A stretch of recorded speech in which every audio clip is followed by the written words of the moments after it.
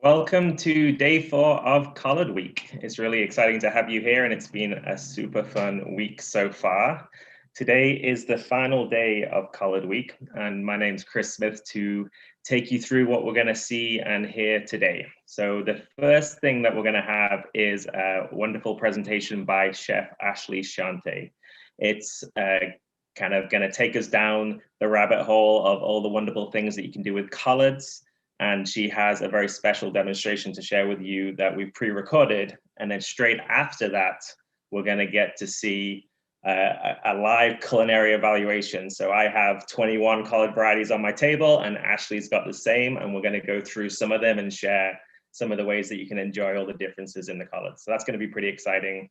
And then after that, there's an opportunity that we can answer all of your questions. So we have a chat box on the side of YouTube, and you can leave in any questions, and that will allow us to see them and then ask Ashleigh any of those questions. So please be engaged and ask questions, and we'll try and get to as many of them as possible. So that's a pretty exciting lineup to start with.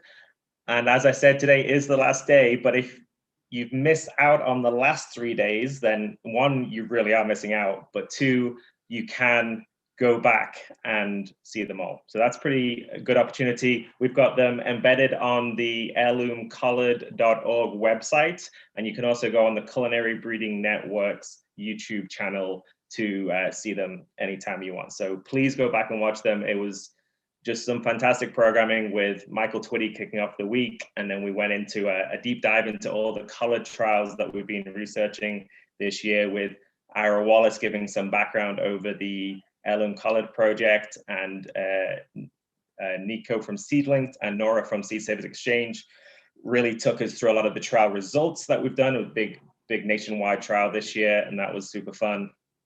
And we got to see kind of like a spattering of all the different trial participants across the country. So day 2 was super fun. Yesterday was really powerful with Amira Mitchell talking about seed keeping and cultural identity through growing these collards and sharing the stories. And I really recommend that you go back and see that one too. But today, as I say, we're focusing on the culinary side of things. And that's why we have Chef Ashleigh Shanti with us today.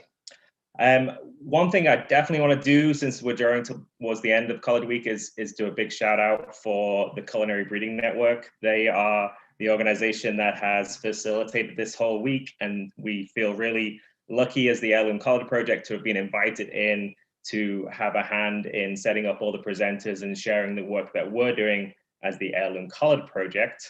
And the Heirloom Collard Project is this amazing collaboration of organizations. We have Seed Savers Exchange, Southern Exposure Seed Exchange, Working Food, and then the Utopian Seed Project. And we came together this year to start working with a whole bunch of different collard varieties and really trying to be seed keepers and share the stories and the culture and get more of these collards grown out and celebrated and experienced. So super fun project. Even though Collard Week is coming to an end, this is really just the beginning of the Heirloom Collard project. So I encourage you to follow us on Instagram, join our Facebook group, check out the website, and make sure that you can become like an active part of this growing network of people that are getting more and more inspired about collards. So make sure you head over there and give us a follow. So to Ashleigh Shanti, it's such an honor to be able to introduce and welcome Ashleigh today. I started working with Ashleigh this year. We're both in Asheville, North Carolina. So, and she was working at a restaurant called Benny on Eagle. And I knew she was doing incredible things over there. And I grow some experimental crops through my project. And I wanted her to start working with some of them. And so I just kind of started turning up and giving her stuff. And I knew she was very special and it was going to be an awesome relationship. One day when I turned up with a dirty bag of dahlia tubers, and she was actually excited about it. And then in the same conversation, she asked me some in-depth question about sassafras roots. And I was just like, this is going to be awesome. We can definitely work together on this. And that developed into sharing all the colored varieties with her and her doing some great stuff and sharing this video that we're going to show you today. So it's been pretty fun to work with somebody that's got so much passion about food and food systems and food justice. Ashleigh was nominated for a James Beard Award this year, and for I think the Rising Star Chef category, and I'm pretty certain she would have won it this year if they hadn't have cancelled it because of COVID. So unfortunately, there were no results, but she was nominated for an award, which in itself is a really big thing. And her bio states, and I'll read this for you, that as a chef, she pays homage to the rich African-American culinary traditions that once thrived in Southern Appalachia, as well as honoring her own history as a Southern African American woman. So she brings a lot of passion and power to the food world, and I think we're going to go over to a video and you can see some of that coming through in this demonstration, and then we'll come back for her culinary evaluation and Q&A. So make sure you leave questions in the chat box so that we can ask them when we come back to her live. Thank you all.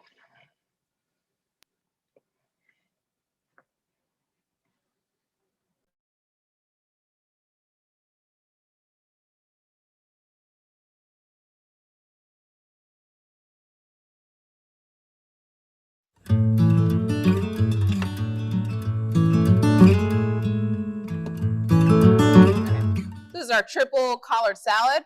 One thing I love about it is that we are using collards here in a very non-traditional way. A lot of people don't realize how flavorful raw collards are. They get that reputation that they're tough and leathery and then you need to cook them for hours. And while that's true and it yields results that I love and make me feel like home, there's something about raw collards, the flavor is bright and fresh and bracing, and if done the right way, they can really blow your mind. And I feel like collards are so versatile, and this is one of the many ways that you can use it. There's 3 different utilizations for collards just in this bowl.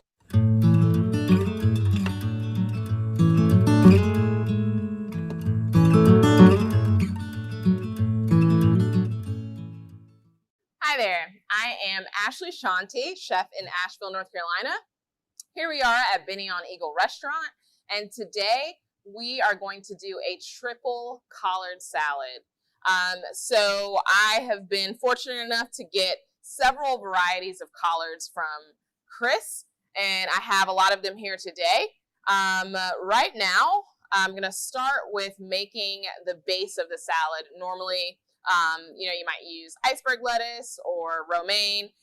Today, we're going to use raw collards, which a lot of people don't realize that, if you prepare them properly, raw collards are an amazing kind of bitter botanical, and it's a great addition for a salad. So I'm going to kind of show you guys some ways that you can prepare collards in a raw format.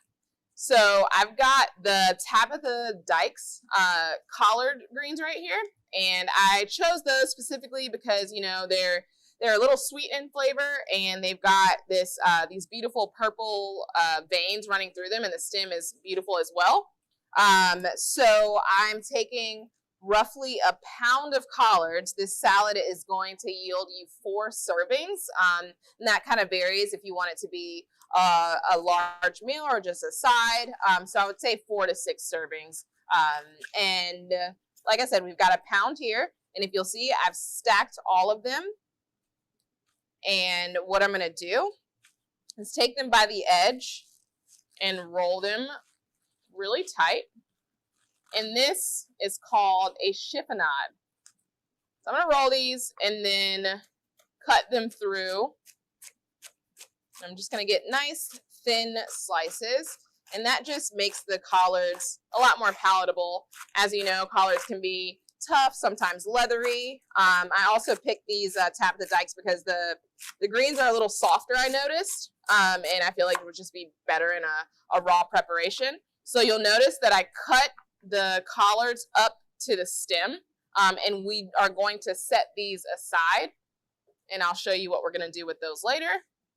So this is kind of what you're looking for, just these strands of collards after you slice them. So after you've got about a pound, you're going to put them into your mixing bowl.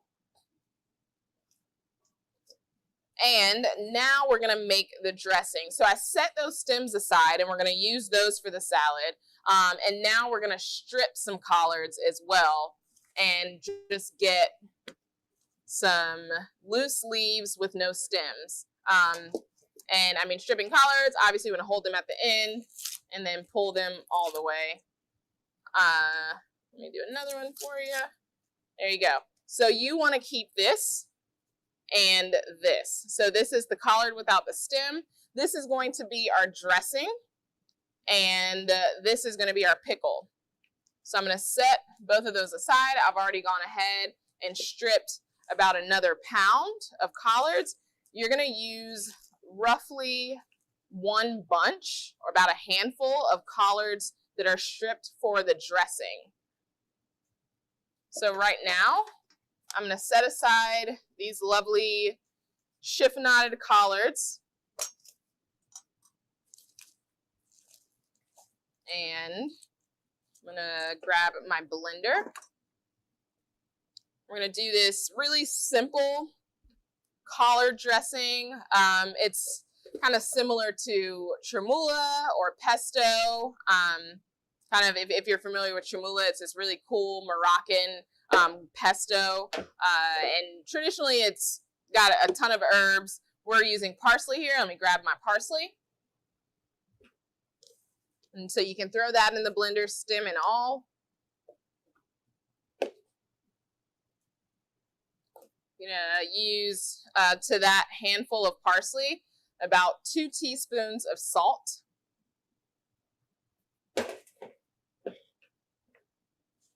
Get the collards in there. You're going to make sure you pack the collards into the blender. All that 1 bunch. And then I'm using some really good extra virgin olive oil. And you're going to want about half a cup of that extra virgin olive oil. I'll squeeze that in there. And in addition to that, a little sorghum. So this is 1 ounce of sorghum syrup. If you don't have sorghum syrup, you can use honey. The sorghum just has a lot more depth and richness, and it adds some really cool notes to this really fun dressing that we're using here. And then we're going to hit this with half a cup of sherry vinegar.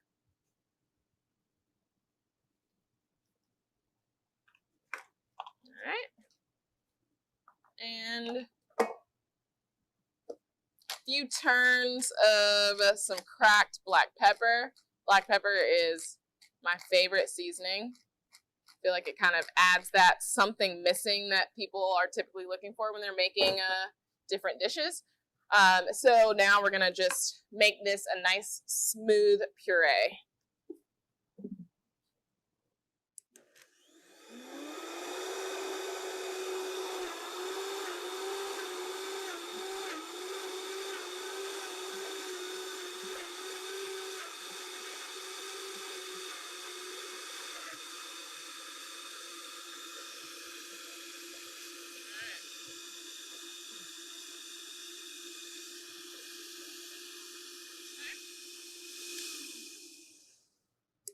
There we go. Looks like a nice bright green pesto. So that's one really cool thing about using raw collards. They retain their color so much. You can see how beautiful and bright green that is. And so they're not blanched or anything. That's just raw collard straight in there with parsley. So it gets this beautiful color. So we've got our dressing. I'm gonna just put that into a container and set this dressing aside. And so all those collards we stripped, I've got some left. I only blended about half of them for the dressing. So I'm going to take another handful of these collards and we're going to take them to the fryer, and this will serve as one of our garnishes.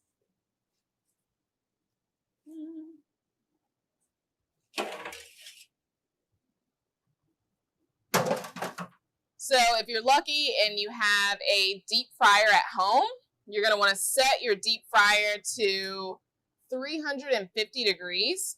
If you don't have a deep fryer, you can absolutely use a nice deep Dutch oven. Just make sure you temp it and make sure it's at 350 degrees. The biggest thing to remember when you're doing something like this is obviously the collards are full of moisture, so it's going to pop when the moisture reacts with the oil. So stand back. All right. And you can hear the sound that the collards are making. Let me get some tongs here.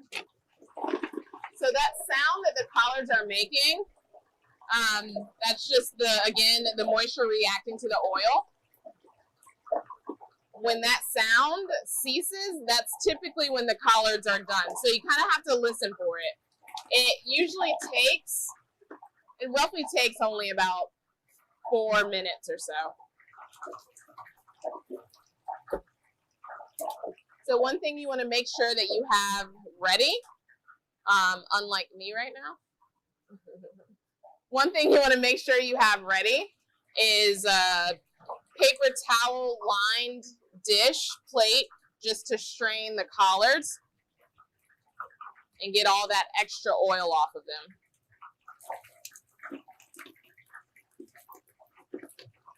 So if you're at all familiar with kale chips, this is very much so the same thing. We're essentially just making a chip out of these collards.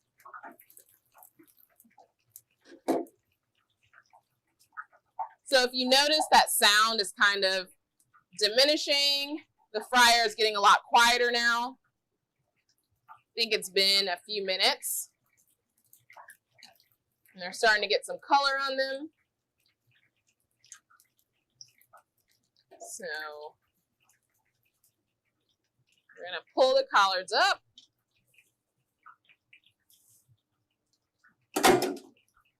And you're going to want to salt them immediately with a teaspoon of salt.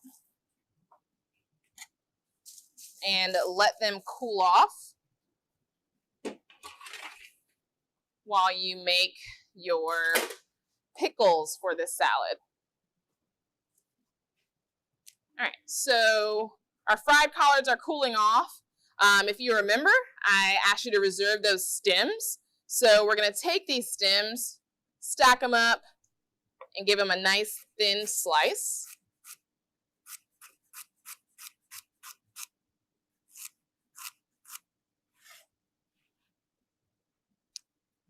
So you're going to go about 1/4 of an inch thick.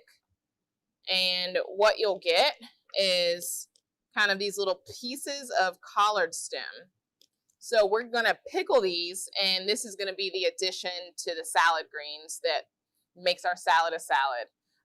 So I've got just a simple pickling liquid for this, and we'll get started on that. So now we're going to make this super simple quick pickle. We're going to get some liquid hot. This is going to be our pickling liquid for our collard stem pickles. So what we'll do is add 1 cup of apple cider vinegar to a pot.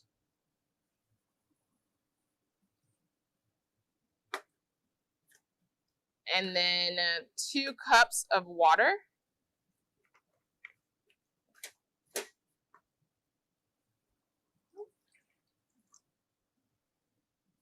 And do a teaspoon of mustard seed and a teaspoon of red pepper flake. And lastly, 2 teaspoons of salt. So once this mixture comes to a boil, we will pour it right over the pickles, or right over the collard stems.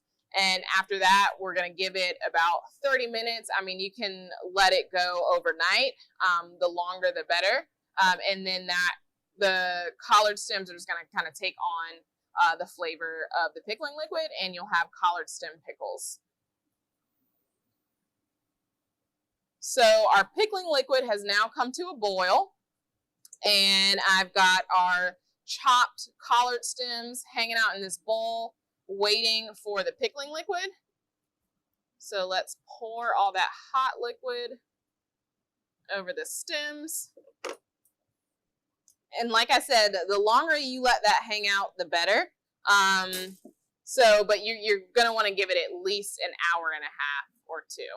Again, it's a quick pickle. It doesn't take long. The vinegar in the brine is strong enough that it will pickle quickly. So I think it's a good time to start assembling this salad. So we've got our greens that have been chiffonaded, and we'll take some of these collard pickles. And it's totally fine to get a little brine in there. So I'm adding about half a cup of the collard stem pickles.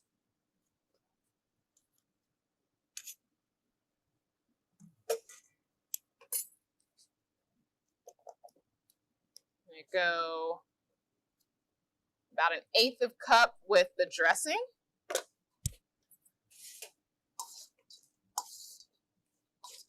And give it a nice stir. I'm going to add a little pinch of salt, so about half a tablespoon, or half a teaspoon, I'm sorry.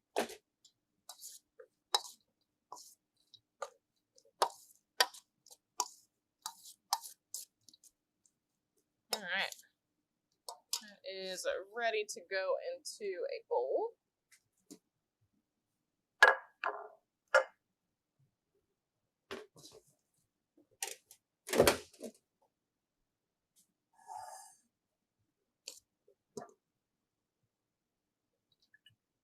There.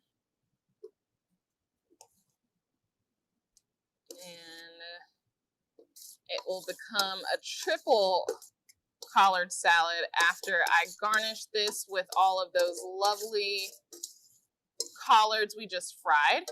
And that is going to add just some nice texture to the salad, along with all those lovely stems that are adding texture as well.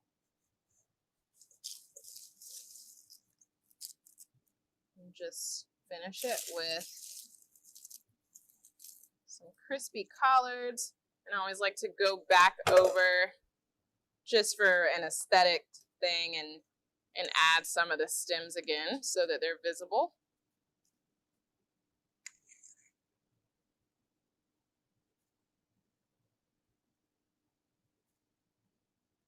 And there you have it, triple collard salad.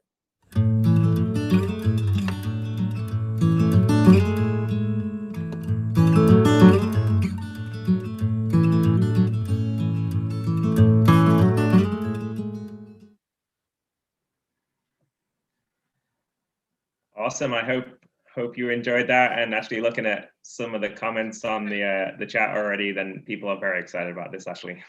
Oh yeah, so am I. So I hope you can all see and welcome Ashleigh. We're going to jump into this culinary evaluation. But before we do, I just kind of wanted to give a little bit more of an overview about this evaluation, but also more about, the diversity of the colors. We spent all week kind of talking about all these different varieties that are available and growing them all and celebrating them all and the stories. And sometimes you may want to take a step back and go, but why? Why would I actually want to grow all these different varieties or experience them all? And most of it comes down to the diversity. We can have the diversity in the genetics of them that will allow them to grow better in different regions. Maybe in the mountains of North Carolina. Actually, one of the questions that came in was, why do I look so cold? And it's December, we're at 2,000 feet elevation in Western North Carolina, and it's cold. And also I like wearing hats. I look pretty cozy too, actually. I mean, yeah, I know, both of us. 35 outside.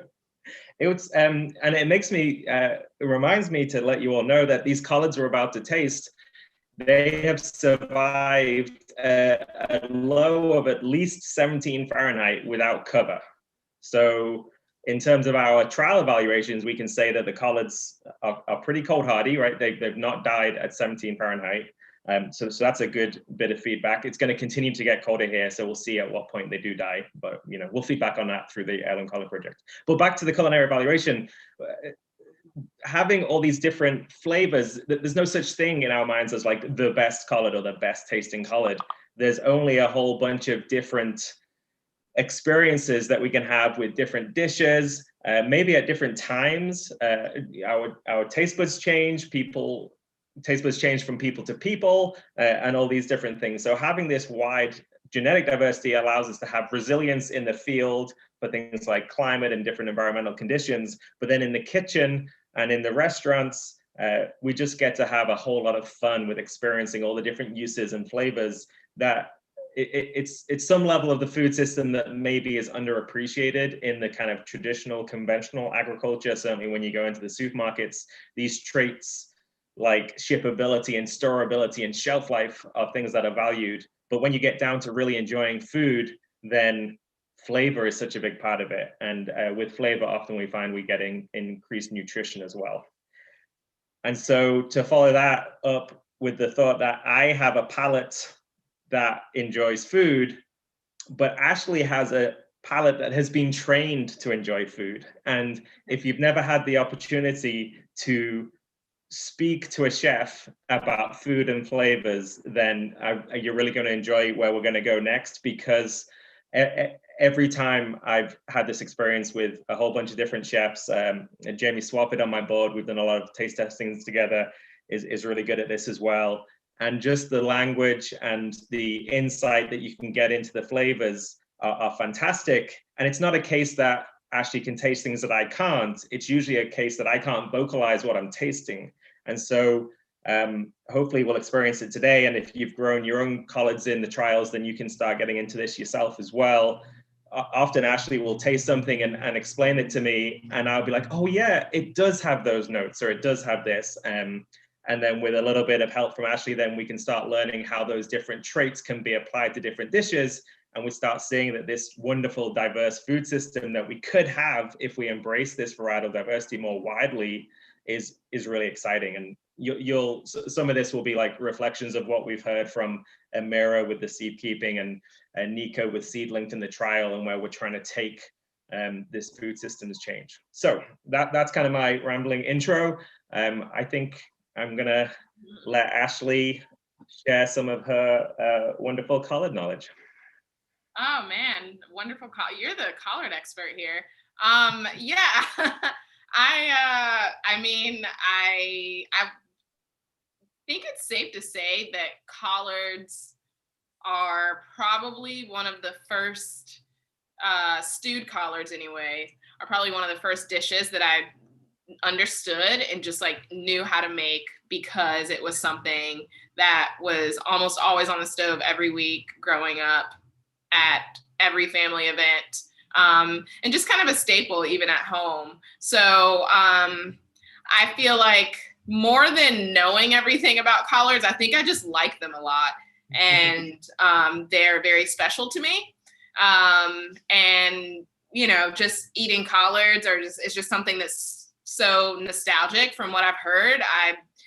When I was a baby, there was pot liquor in my bottles. Like I just, collards, I just feel very close to collards, and I like to cook with them and find new ways to do cool things with them as well. So that's pretty awesome. I just want to remind everyone as we're getting into this that you can leave questions in the chat, either about the salad or about what we're about to do, or just about collards. We're gonna try and get to as many questions as possible. Can I ask you, Ashleigh, just to take a super quick kind of segue off a topic, because you just mentioned pot liquor as a baby food. Can you just explain what pot liquor is? I don't know if we've got a national audience. I don't know if everyone knows. So pot liquor is basically the broth that is left after you've stewed collards, which, I mean, you should keep some of it for the collards, but usually, they're stewed in so much liquid that you end up with a little extra, and it's very nutrient and mineral rich, and it's really tasty, and it's got flavors of all the spices that you use to stew the collards and the fats from the seasoning meat.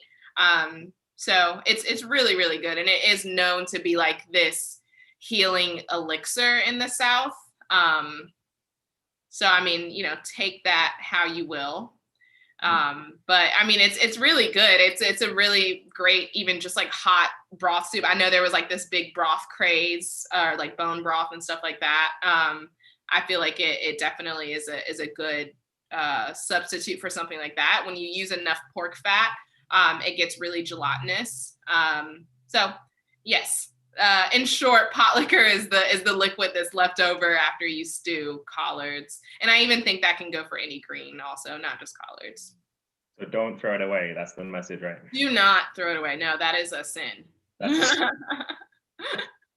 Okay, so I haven't actually shown everybody. I'm going to commit a Zoom sin here and move my screen, but look what I've got on my table. You got to show that setup, Chris. You kind of get an idea. I'm not actually going to pick my lap. Oh, why not? Come on. You can see I've got 21 varieties of collards on my table. They're all labeled. I shared a picture on Instagram just before this all started. Ashleigh's got 21 collards taken from the same field. We went out and harvested together this last Sunday. There you go. And so we've got all these different varieties, and Ashleigh's going to share some insights into her thoughts behind like tasting and picking certain ones out for certain things and that kind of thing. And then I reckon we should just leap into it, and I will sip on my collard juice. Yeah, that's very cool. I think I'm gonna make some collard juice for the happy hour. Yeah. Okay, so you'd mentioned that someone was kind of I guess kind of wondering why you were so bundled up. But yes, it is cold here, and I think that's something that we talked about earlier, which is very interesting to me, is just the effect of climate on particularly collards. And I remember hearing a while ago that spinach that ends up like packed in snow when it's growing is sweeter.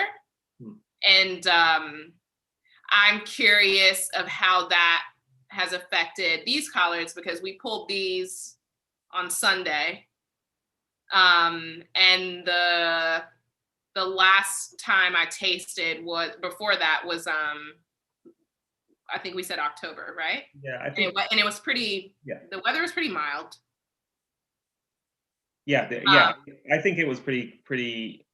I can't remember if it was before the first frost, but it was certainly still fairly mild at that first harvest. Yeah. So I remember the Miss Annie Pearl Councilman, which I just ripped it, but I was like fidgeting and ripping it the whole time. But yeah, you have a much better. It almost looks like Swiss chard with just that thick white stem and like the white veins going through it, and it's like a nice dark, green. It kind of looks like Swiss chard. But I remember thinking that one was pretty sweet when I first tried it, and I also said that it was pretty earthy. So let's try it again and see.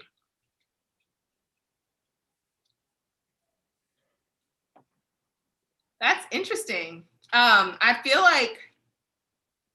do feel like it's hard to say because this was a little while ago that I like documented this, but I kind of think it tastes the same, but it is so much more intense. It's weird. It's like the I'm cold definitely getting the sweetness. flavors. I taste the sweetness. The sweetness is definitely there. Right. Yeah, that's definitely still there.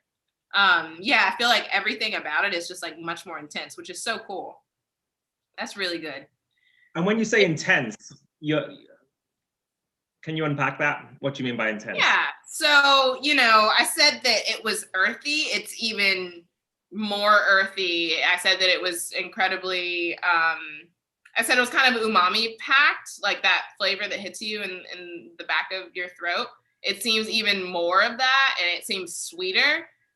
It just has more of everything that it was before. It feels like it's almost got like a secondary taste trigger of some kind. Like you eat it and it's like, oh, it's a collard, and then like a second flavor comes through and you're like, oh. Yeah, I think that's kind of like this umami kind of situation, which is pretty cool. And this could be like my own storage situation, but I feel like I remember them being like pretty firm, and they're not so much. I actually have them outside on my back porch this whole time, which I feel like is pretty solid because of how cold it is or has been. But one thought on that is so anybody that's followed the stuff I'm doing with the Utopian Seed Project on Instagram will know that shortly after I did the first harvest for Ashleigh, an entire troop of goats came through and ate everything. And just there was nothing left apart from like the stems and a few small leaves. And it was pretty sad.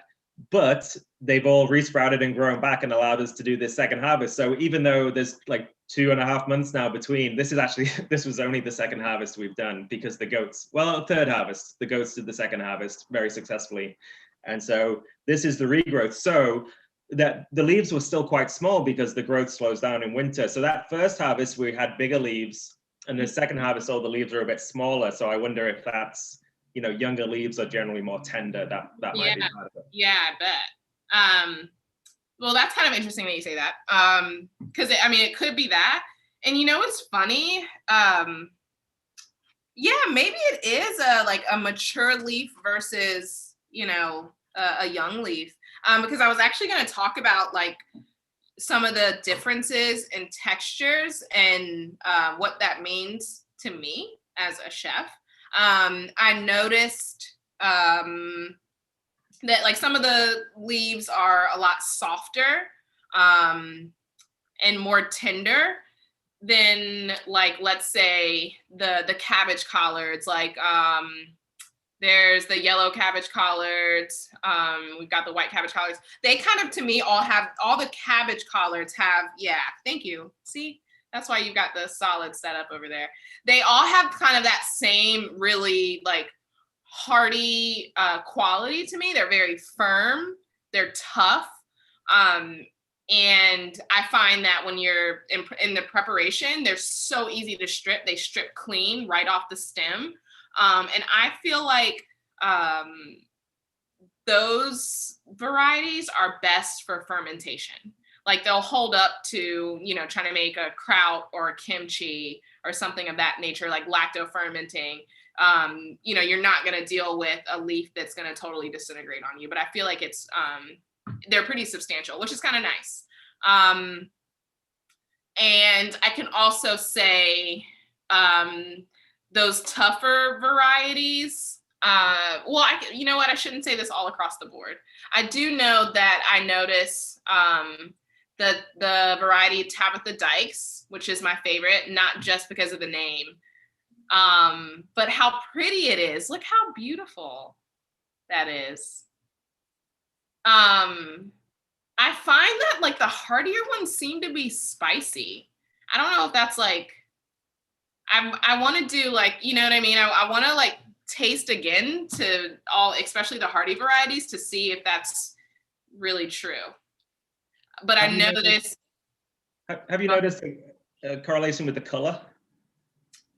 Well, I know you saw my first notes where I said that something just tasted purple. Yeah. which I know sounds crazy. I don't know. Do you know what I mean by that? I have no idea.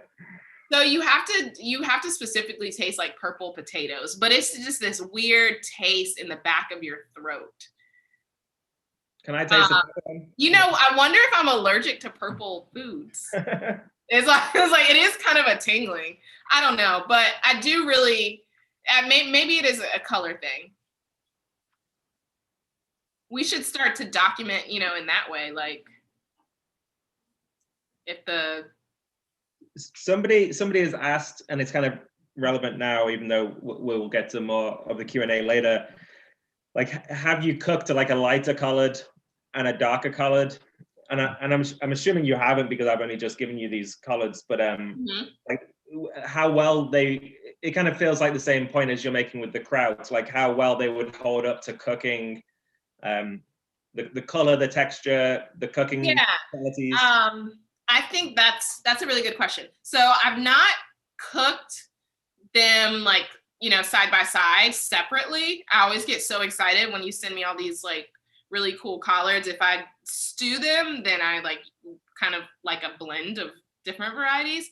But it makes sense to me that the softer, feathery varieties like the Fuzzy's cabbage collards or the Georgia blue stems, some of the ones that are just like, so soft and malleable, it makes sense to stew those collards, like those preparations that, take a long time, where you're trying to tenderize them because they're going to cook faster.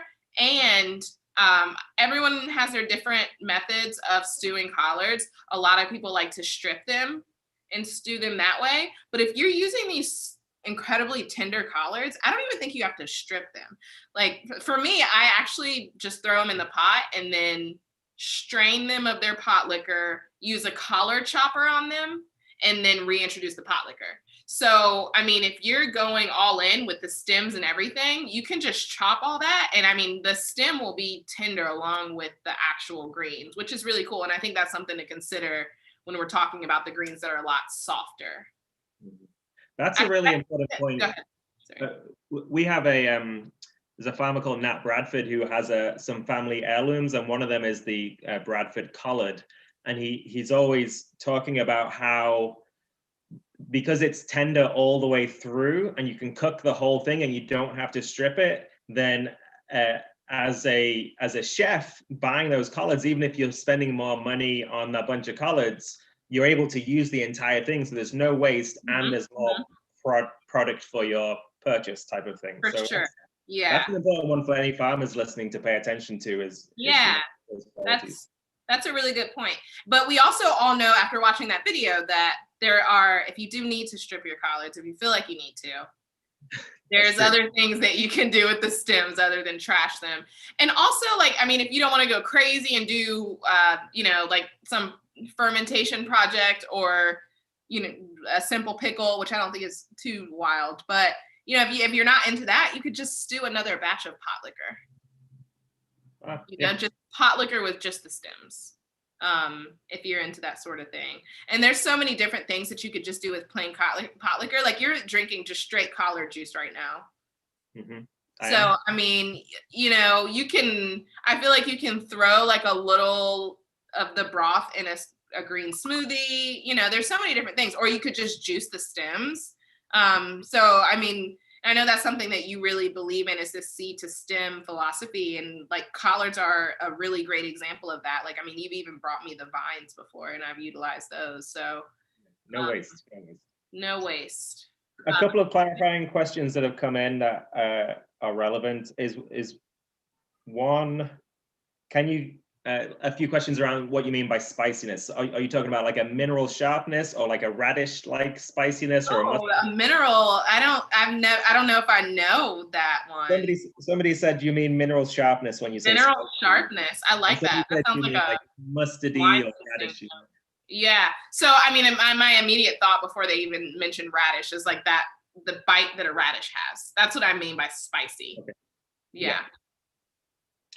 And then the other quick question was, Do you have a recommendation for a palate cleanser? I do not recommend. Oh my gosh, I was thinking that when we were at the farm. I was like, what am I gonna, drink between tasting all these collards? A palate cleanser with collards, you think? Or they just mean, what do they mean? Well, I think they mean, because we're tasting all these different ones, that if you're going to do a culinary evaluation, what should we be doing between each taste? Well, I'm drinking coconut LaCroix, sponsored by Please. No, just kidding. Yeah, I mean, sparkling, I don't know, water? I'm drinking Wonder Woman green tea. Oh, I love it. That's great. I don't think we've answered that question very effectively, but I don't know. Sorry. Okay. Water, Chris would I was in a different presentation recently of somebody that does a lot of these things, and he said potato chips because the salt and the fat kind of cuts through everything. So he said potato chips between things. So I could imagine raw collards and potato chips. Overall palate, yeah, I could imagine. Yeah, I think most people would do bread and I think that it's important that we're spending so much time on this. Sorry, but I think it's important. Like you did say, it reminded me of a restaurant I went to, Staple House in Atlanta. They did this really cool palate cleanser, and it was a shot of kombucha, but it had bay oil on top. So it is important that the palate cleanser coats your tongue and your mouth. Yeah. So yeah. Okay, let's jump into another collard. What else you got for us? Okay. I can talk about we were kind of touching on the color of collards, the old-timey blue. So ridiculously beautiful. That's so pretty. I love this. And just because of how gorgeous these collards are, even that's the back of it. I like these in raw preparations. Like a quick pickle on that beautiful purple stem even. But honestly, they're not the most tender collard ever, but I just don't, who wants to stew these and lose all that color? So because of the fact that they are a little tough, they're not the toughest collard out of the bunch. I would say they've got a medium toughness. So, I'm going to strip them and just chiffonade them really finely. And then that will, make them totally palatable. So I think that the old-timey blue situation, these are best in a raw execution. Let's taste them. I got a bit more of that harshness from that as a raw one. Mm-hmm. Less of the sweetness. Yeah. You said you got a little more harshness. I'm sticking to this theory that the cold weather does something to intensify the flavor, because I remember my tasting notes from this one last time, and I remember the taste. And this is the one that I said it tasted purple. I actually don't feel like that anymore, which is interesting. Lots of people have commented that they do understand what you mean when you say guys. purple. And that green is a flavor too. I agree with the green. I know what yeah. you mean. The green. Like vegetal.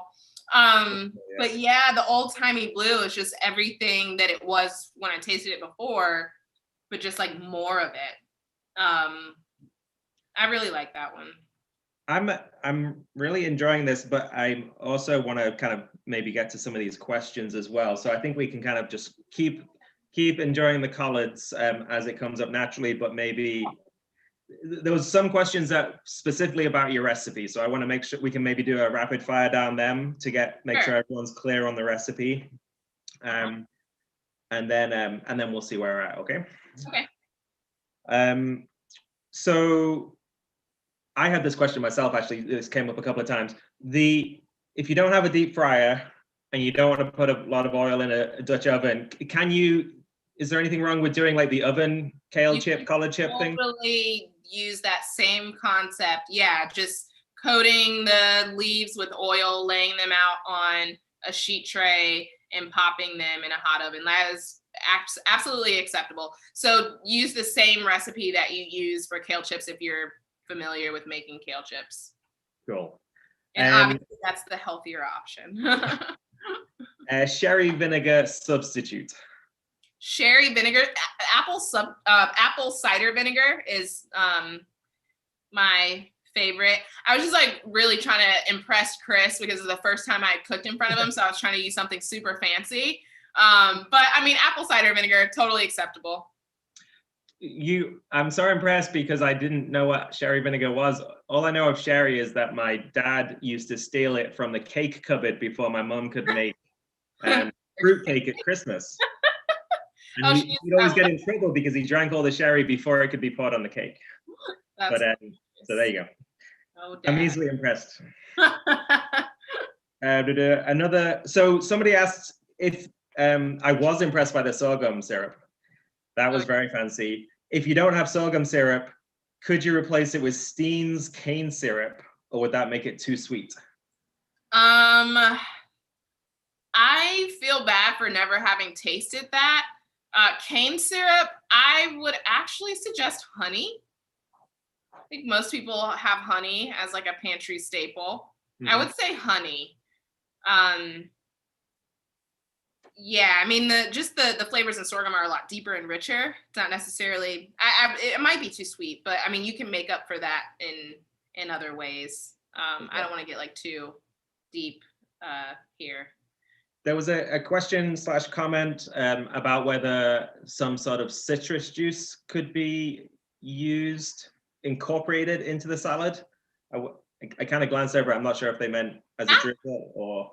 So, I mean, absolutely. We have to also remember that this is cooking. It's not like, nothing's going to happen to you if you use lime juice or something. Like that's what cooking is about. And that's why it's amazing. You get to be creative and really do whatever you want. But, the reason why I did not use any sort of citrus is because I used sherry vinegar to add acid. So, I mean, the recipe has enough acid. If you don't have vinegar, absolutely, you can use lemon juice or lime juice. Yeah. I think Nora would like some clarification on the collard chips. I think, like in terms of cooking them in the oven, would you stick at the 350 in the oven, or would you?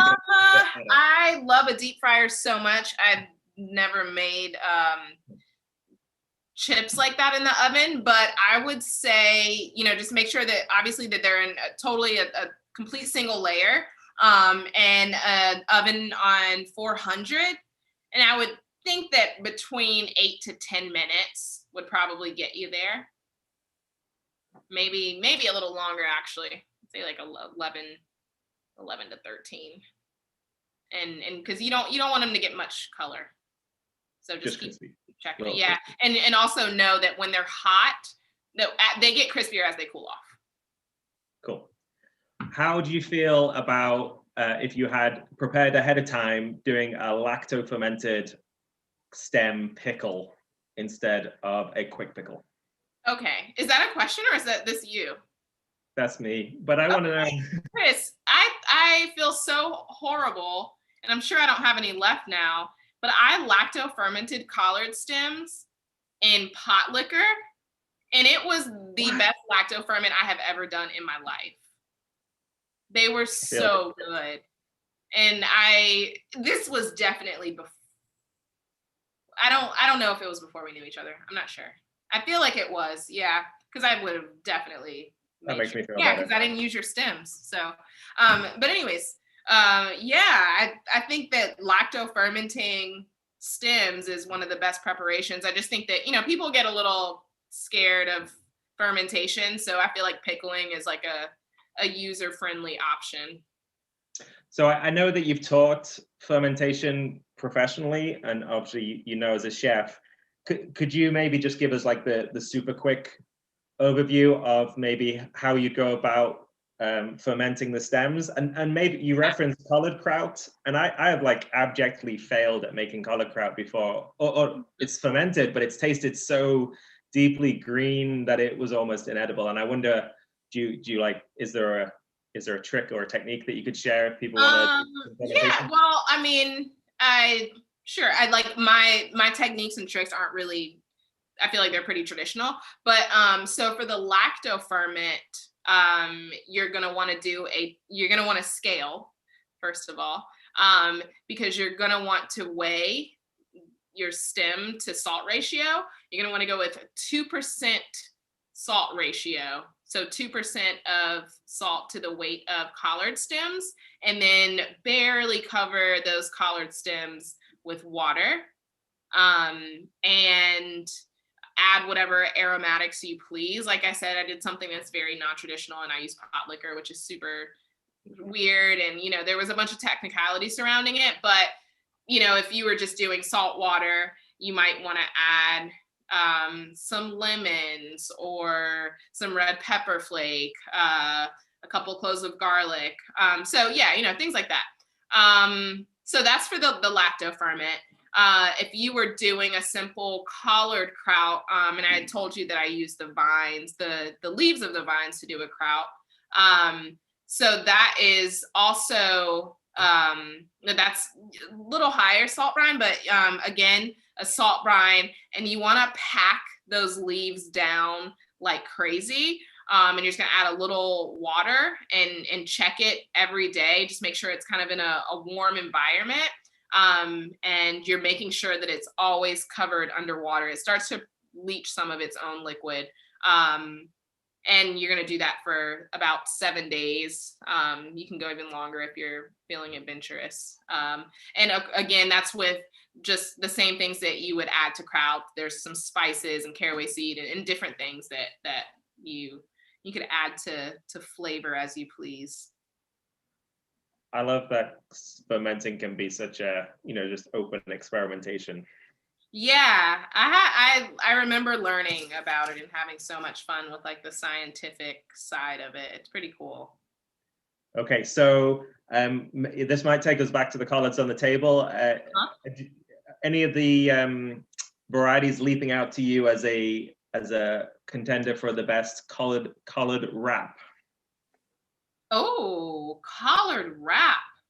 I like that one. I would immediately say it would be a toss-up between the Miss Annie Pearl Councilman and Old Timey Blue, but I would say Old Timey Blue because, and I'm saying those two because they're so pretty. But and can you hold those up again? So Old Timey Blue is your left, right? And it's, I'm going to talk about that. I don't know if we have time. We'll probably have to just talk about it like on our own time. But my Miss Annie Pearl, like, have you gotten any that like kind of have purple veins? Oh, does that happen? Or did I mess up? No, it's a good point, because remember in the field, then the land race situation. Yeah, some of the varieties I love that. I thought that too. Yeah. Because I was looking at the collard that I had in front of me, and it was not purple, but then I was looking at my notes that indicated that it was purple, and I was really confused. And I thought about the conversation that we had about landrace. So anyways, I would, you know, because of I like things. I like to eat things that are aesthetically pleasing occasionally, and something like wraps. I don't know, maybe you're doing them for a party or something. I think normally when people are doing wraps, they do them in abundance. So you're probably entertaining safely, I would imagine. So the Old Timey Blue, because they've got that pretty purple blue, but they're a little tough and hardy. They're the ones that I think are they the ones that I said look like shard? I'm not really sure anymore, but Miss Annie Pearl Councilman was the one you said looked like shard. Yeah, and I mean, you don't even need to blanch them or anything. I don't think I would. Yeah, I don't even think they need a blanch. I mean, but if you want to, I would just like, if you feel like they're a little too tough, maybe test one raw. And if you're not into it, just quickly dip them in boiling hot water and shock them with ice. And that'll kind of help a little bit. Okay, we're getting close to the hour, but there's two questions that I thought were pretty fun that we should quickly get to. One is, have you ever used collards in a sweet dish? No, I have never used collards in a sweet dish. I've never used greens in a sweet dish. I'm trying to think. I've never used greens in a sweet dish, but I'm sure you could. I don't know if this person has and they're trying to challenge me. I'm up for it. I think you should be challenged. Yeah, I would imagine like crispy collards would be like a nice little garnish. We're going to feed back through Instagram or the blog on on a sweet collard brainstorm. That is so interesting. And then the other question, which you may have got to, but if not, I can speak to it a little bit, is collard flowers. Have you ever explored collard flowers? I have explored them. And I mean, your expertise is going to be needed here. But I mean, if collards are flowering, that's you don't want that if you want the leaves, because the collards can be incredibly bitter then, right? For sure. Yeah. But I've used them for garnish in the past. Yeah, that's it. Like just by this having. Is my botanical brain here, and we talked about this a little bit in the seed keeping section yesterday.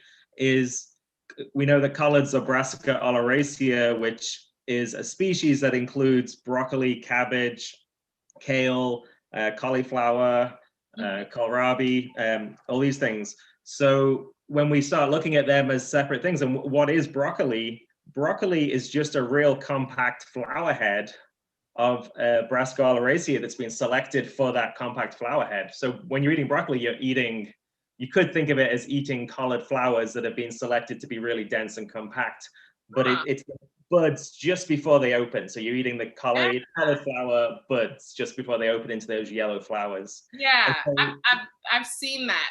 Sorry, I was just gonna say that broccoli leaves look a lot like collards. Yeah. And so you can eat your collard leaves, or you can eat, and vice versa, you could eat your collard flowers, but the flowers themselves are kind of super delicate and kind of would be annoying to harvest and don't hold up very well. But they're very bitter. And bitter. But if you get your collard as it's bolting, and you can get those heads like in bud form just before they open into yellow flowers, then basically you've got kind of like a miniature broccoli rabe situation. And they can be quite sweet and delicious. So that is one option. That's pretty cool. As something else to eat in this whole seed to stem type idea. Something popped in my head because of the collard dessert situation. Collard sugar would be so cool, like collard allspice sugar. Just like collards that are dried, ground, tossed with sugar, a tiny bit of salt, and allspice. I do love that you dehydrate everything. When Ashleigh was working at Benny on Eagle, you'd walk into the restaurant and there would be drying beans for britches, and that's because I never had time for anything. I was like, oh crap, let's hurry up and dry everything drying in the restaurant. But yeah, no, I love preserving in that way. I feel like it's very special and ancient, and I feel like my great grandmother when I do stuff like that. Okay, so I feel like we could just keep going and exploring all these collard things, and I hope what it's done at least is give people the inspiration to continue their own explorations, reach out to their own local chefs, and if you're a farmer, start working with them and building that inspiration together. Ashleigh, we're going to see you again in the Collard Social, which is starting at 7 p.m. Eastern Standard Time. Perfect.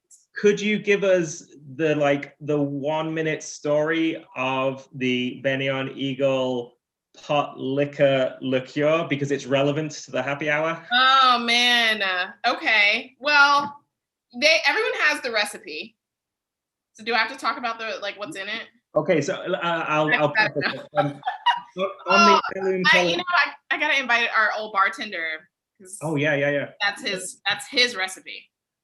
We should get him involved. So the preface is, tonight at 7 o'clock, we're doing the happy hour. The happy hour is like collards in community. We've got about 10 or 11 people that are all got connections to collards, and they're going to share some of their stories, and it'll just be a fun, informal conversation of collards. Right. And we're inviting people to come back to this Culinary Breeding Network YouTube to kind of come along with us, watch, use the chat to share their recipes and their food inspiration, and there can be more conversation there. And we found these collard cocktails. So it's a happy hour. So we're inviting people to either bring a collard dish and share, or bring a drink to share. And so that's why I've got my collard juice. It's going to be the base of my collard cocktail. But then I didn't know this leading into it, but I found a recipe referencing the pot liquor liqueur, and it happens that Ashleigh was a part of the inspirational story behind it. Yeah, well, so when I was a chef at Benny on Eagle, our really amazing, incredible, talented bartender at the time, Ty Harrison, wasn't looking for inspiration, but I am known for giving unsolicited advice. And we had a ton of pot liquor as a kitchen, and we were doing everything we could with it, but it just wasn't moving fast enough. So I wanted to incite some more inspiration in Ty. So I talked to him about utilizing this pot liquor for some sort of cocktail. And I just kind of thought about how people do this like bacon and bourbon thing all the time. And, you know, there's like these really cool, porky, rich flavors in pot liquor. So I totally thought it could be like some really cool savory cocktail. And he took that idea and ran with it. And I mean, Garden and Gun picked it up, and he got a really cool article in there. And he was even doing this thing where he was taking an olive. And so we would stew our greens with smoked turkey. He would take an olive, and instead of like stuffing it with like blue cheese, he would stuff it with the smoked turkey and have this like little smoked turkey olive on this pot liquor martini. It's like so cool, and he's so thoughtful in that way. So yeah, I mean, if you have all the things for it, go ahead. If you got some random pot liquor lying around. Yeah, so come back to the college social, bring a cocktail.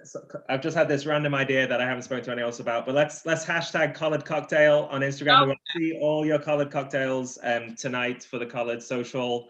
If that wasn't enough to bring you back, then I just want to finish up by running down our list of guests, and they're all awesome people. It's going to be really exciting. We've got Dr. David Shields, we've got John Jackson, we've got Melissa Dessar, we've got Ed Davis, who wrote the Collard book. We've got Mark Farnham, who was one of the original geneticists who worked with all these collards.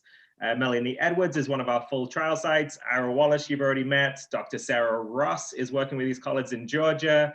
We've got Nico Engelbert from Seedling, who you've already met, obviously Ashleigh Shanti, and then Nora and I will be hosting and keeping everything civil. So please come back at 7 o'clock. It's going to be lots of fun. Make sure you keep following the Heirloom Collard Project. Collard Week is coming to an end. The Collard Project is just beginning. So keep in touch with all our Collard adventures. It's a network that's growing and inclusive, and we want everyone to be a part of it. That's heirloomcollard.org and Instagram and Facebook group. So thank you so much, Ashleigh. I just really want to say hi. Look. We've got Rue on camera. Yeah, she came to join the party. But yeah, so yeah, I'll see you tonight then. See you all later. Thank you all. Bye.